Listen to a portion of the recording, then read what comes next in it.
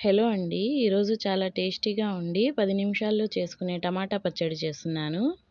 Stove మీద బాండీ పెట్టి ఇందులో 2 టేబుల్ స్పూన్ ఆయిల్ వేసి కట్ చేసుకున్న టమాటాలు, చిన్న నిమ్మకాయంత చింతపండు, మీ టేస్ట్‌కి సరిపడా ఉప్పు వేసి మూత పెట్టి టమాటాలు బాగా మగ్గే వరకు 10 నిమిషాలు మగ్గించి చల్లారిన తర్వాత మిక్సీలో కానీ, రోటిలో కానీ వేసుకొని కట్ చేసుకున్న కొత్తిమీర, 3 టేబుల్ స్పూన్ కారం వేసి దంచుకొని, ఒక పెద్ద వెల్లుల్లిపాయ రెబ్బలు వేసి దంచుకొని, ఇందులోనే ఉల్లిపాయలు వేసి కచ్చాపచ్చాగా దంచి ఒక గిన్నెలో తీసుకొని, ఇప్పుడు స్టవ్ మీద అదే బాండీ పెట్టి 3 టేబుల్ స్పూన్ ఆయిల్ వేసి, తాలింపు గింజలు, జీలకర్ర, కరివేపాకు వేసి వేయించి, రుబ్బుకున్న పచ్చడిని వేసి ఒకసారి బాగా మొత్తం కలిపి తీసుకోవడమే.